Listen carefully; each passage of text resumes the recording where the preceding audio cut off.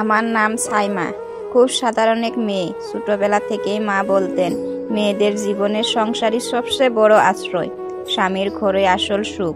আমি তাই বিশ্বাস করতাম, স্বপ্ন দেখতাম বিয়ের পর স্বামীর বাড়ি হবে আমার দ্বিতীয় স্বর্গ। সেখানে সবার স্নেহ মমতায় আমি ভরে উঠব। কিন্তু বিয়ের পরই বুঝতে পারলাম, সব স্বপ্ন বাস্তব হয় না। কিছু স্বপ্ন কেবল বুকের ভিতরেই ভাঙচুর হয়ে থাকে। আমার বিয়ে হয়েছিল দূরের এক গ্রামে। স্বামী বিদেশে থাকে, বছরের মাত্র 1-2 বার আসে। সংসারে শ্বশুর শাশুড়ি আর এক ননদ। নতুন বউ হিসাবে আমি ভেবেছিলাম অবশ্যই সবাই আমাকে ভালোবাসবে, কিন্তু প্রথম দিন থেকেই যেন কোথাও একটা অস্বস্তি। বিয়ের পরপরই শাশুড়ি বললেন, এই ঘরের মেয়ে মানে সংসারের কাজ সামলাতে হবে, ফুরে উঠতে হবে, রান্না করতে হবে, কাজ করতে হবে। আমি কিছু বলিনি, ভাবলাম মেয়েদের তো সংসার সামলানোই দায়িত্ব। ফুরে উঠি, পানির কলসি ভরি, শাক পাতা ধুই, রান্নাঘরে দাঁড়িয়ে আগুন জ্বালি, মাটির মেঝেতে হাঁটু গেড়ে বসে মাছ কাটি, মাংস ধুই, ঘন্টার পর ঘন্টা রান্না করি। আমি যত্ন করে রান্না করি, মনে মনে ভাবি শ্বশুর শাশুড়ি খেয়ে খুশি হবেন, ননদও প্রশংসা করবে, কিন্তু বাস্তব অন্যরকম। সকলে খেতে বসে, আমি ভাত সাজি, থালায় তরকারি দিই, মাছ মাংস পরিবেশন করি, কিন্তু আমার জন্য যেন সবসময় এক অদৃশ্য নিজেকতা। যখন খেতে বসি শাশুড়ি কটু কথা বলেন, তোর কি মাছ মাংস লাগবে? তুই তো গরিবের ঘরের মেয়ে, এত লোভ করা শোভা পায় না। ননদ হাসতে হাসতে যোগ করে, হয়তো বাবার বাড়িতে পেট ভরে খেতে পাইনি, তাই আমাদের ঘরে এসে মাছ মাংসর চুক লাল। কথাগুলো শুনে বুকের ভেতরটা হু হু করে ওঠে। খাওয়ার টেবিলে আমার ভাগে শুধু ভাত আর এক বাটি ডাল থাকে। মাছ বা মাংসর দিকে তাকালেও কেউ বিরক্ত মুখে টেনে নিয়ে যায়। প্রথম আমি সব সহ্য করতাম, ভাবতাম নতুন বউ হয়তো সময়ের সাথে মানিয়ে যাবে, কিন্তু দিন যেতে যেতে বুঝলাম এটা তাদের অভ্যাস। তারা ইচ্ছে করে আমাকে খাবার থেকে বঞ্চিত করে। অনেক রাত আমি ক্ষুধার্ত অবস্থায় ঘুমাই, পেটের ভিতর খালি শব্দ করে, অথচ মুখে বলতে পারি না কিছু। স্বামী দূরে থাকে, ফোনে কথা বললেও কিছু বলতে লজ্জা লাগে, যদি বিশ্বাস না করে, যদি ভাবে আমি বাড়িয়ে বলছি। অন্যদিকে শাশুড়ি আর ননদ আগে থেকে স্বামীর কানে ঢেলে রেখেছে, তোর বউ রান্না করে না, শুধু খাওয়ার লোভ। ফলে আমি কথা বললেও উনি বিশ্বাস করবেন না, কিনা সন্দেহ। একদিন বাজার থেকে ভালো মাংস এলো, আমি যত্ন করে রান্না করলাম, সবাই খেতে বসলো। আমি ভাত নিয়ে বসলাম, তখন শাশুড়ি আমার থালায় রাখা এক টুকরো মাংস সরিয়ে ননীদের থালায় দিয়ে বললেন, এটা তোকে শোভা পায় না, মেয়ে মানুষরা বেশি মাংস খেলে শরীর মোটা হয়ে যায়। সেই মুহূর্তে আমার চোখ ভিজে গেল, ভাত গিলতে পারলাম না।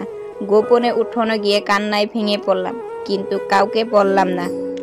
যখন স্বামী ফোন করে খোঁজ নেয়, আমি শুধু বলি আমি ভালো আছি, অথচ ভিতরে ভিতরে আমি ভেঙে পড়ি।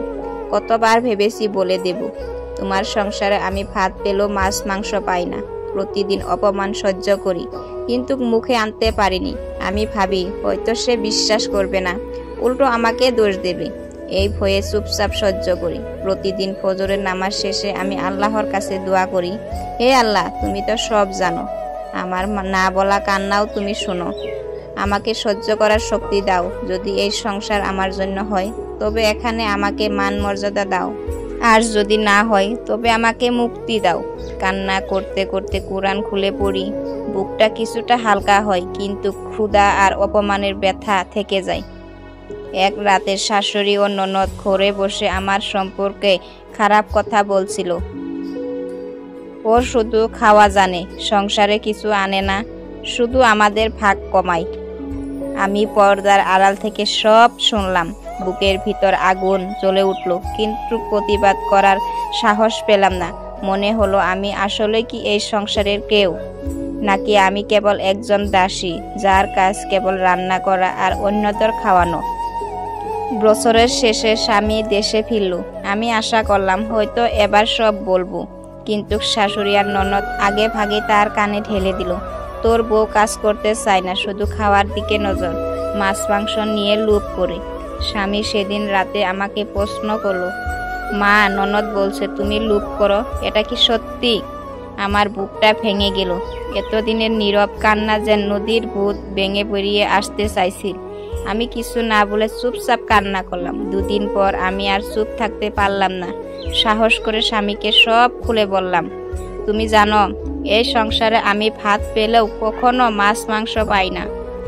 আমি রান্না করি, কিন্তু খেতে গেলে আমার থালা থেকে নিয়ে যাই। আমি প্রতিদিন ক্ষুধার্ত অবস্থায় ঘুমাই, আর সবাই তোমাকে বুঝায় আমি লোভী। আমার চোখে পানি গড়িয়ে পড়ছিল।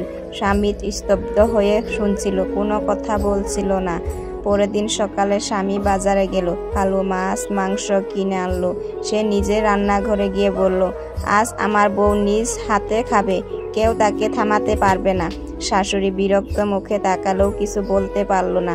আমি সেদিন প্রথমবার স্বামীর সামনে পেট ভরে মাছ মাংস খেলাম। মনে হলো আজ যেন আকাশ খুলে গেছে। সেই রাত্রেই স্বামী বলল, তোমাকে এই সংসারে আমি আর কষ্ট পেতে দেব না। আমি আলাদা সংসার করব। তুমি আমার বউ, আমি তোমার মর্যাদা, তোমাকে কেউ অপমান করতে পারবে না। আমি কান্নায় ভিজে বললাম, এতদিনে তুমি আমার কষ্ট বুঝলে? আজও মনে পড়ে সেই দিনগুলোর কথা। কত ক্ষুধা, কত কান্না, কত অপমান সহ্য করেছি। শাশুড়ি ননদের কাছে আমি ছিলাম কেবল এক দাসী। কিন্তু স্বামী যখন সত্য বুঝলো, তখন আমার জীবন আলো ফিরে এলো। এই কাহিনী শুধু আমার নয়, অসংখ্য মেয়ের বাস্তব। শ্বশুর বাড়িতে কত বউ আছে যারা রান্না করে সবাইকে খাওয়ায়, কিন্তু নিজের ভাগে কিছুই পায় না। সমাজে আজও নারীরা এইভাবে অন্নবস্ত্রিত হয়, অথচ মুখ খুলতে পারে না। মেয়েরা মানুষ, তাদেরও খাওয়ার অধিকার আছে, মর্যাদার অধিকার আছে। কেউ যেন তাদের শুধু দাসী ভেবে না রাখে, এই প্রশংসাই করি।